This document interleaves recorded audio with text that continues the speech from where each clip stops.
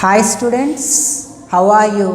I think you are all fine and understanding and following the classes. So, in our last class, as I told you, we have discussed two acts that were prepared by the British government for the governance of our country. That is India Government of India Act 1909 and Government of India Act 1919. In our today's class, we are going to discuss two more acts, that is Government of India Act 1935 and India's Independence Act 1947. So, listen, understand carefully. Okay.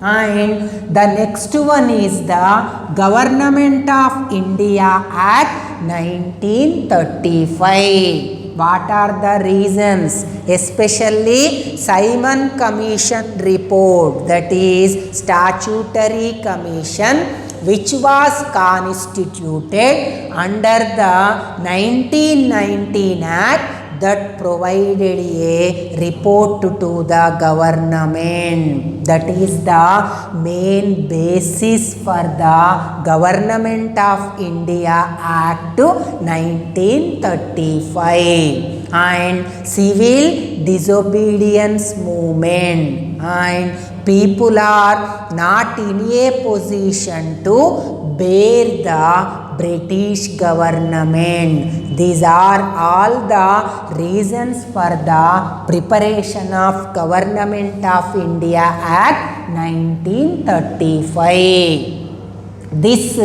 Government of India Act is 1935 has been considered as the one of the landmark in our constitutional provisions, because this act wanted to All India Federation based on the unions of provinces and to the British rule and princely states. In this way, it wanted to create a Indian federation, so that only it is one of the important step taken by the British government. Here you have to understand the British rule and princely states. British rule means the regions are under the direct control of the British. The next category in our country at that time was princely state. Princely states are not directly under the control of the British. They are under the rule of one prince or princess. For example, Jhansi is there. That is under the princess of Jhansi Lakshmi Bai. But ultimately, these are under the control of the British people only. This is the quite difference between direct British rule and the princely state. And according to the statutory commission report, diarchy or dual rule was introduced at central level instead of the provincial or state level.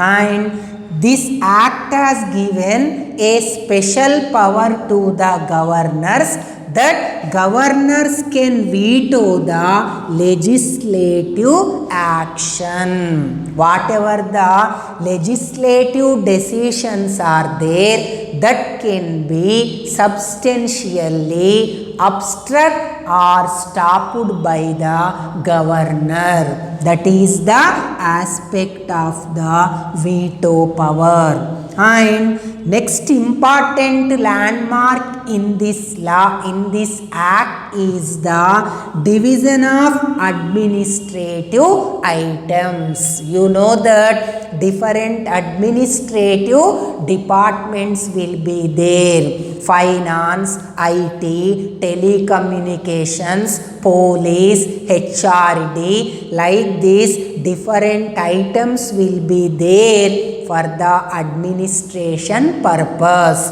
So, to channelize that one, the British government under this act, these total items are divided into two lists. This is nothing but calling as the list system, that is union list and state list. Few important national level items are kept under the union list. Few local important items are kept under the state list. This is the administrative mechanism. Now also we adopted this type of list system in our present constitution.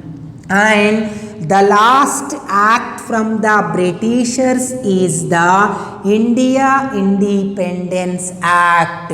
In our last classes, we studied that after Cripps proposal, cabinet mission plan, anything is not able to release the deadlock in our country. So, Britishers wanted to provide the independence to our country. At that time, with the efforts of the Lord Mountbatten, the last Governor General of British India, and the then Prime Minister have been prepared this act. This act provided the independence to our country. So, the basic provisions are India, Pakistan become two separate independent states. It is one of the important aspects. The legislative councils, the constitution assemblies have also been separately divided. And two constituent assemblies have been prepared. And after preparation of this act, or since the preparation of this act, the British supremacy over British India and princely states ceased to exist. That means no more control of the British government. So, the two nations, two states become independent, and territories of two dominions were distributed. That means how far the Indian territory will be extended and from what place the Pakistan is going to be existed. Dominion territories are clarified. And one more important controversial issue inserted by the British government is the princely states could join either of the two states. It is one of the important point for India. As we told that as princely states are not under the direct control of the British India, so either they can join India or Pakistan, or they remain independent. This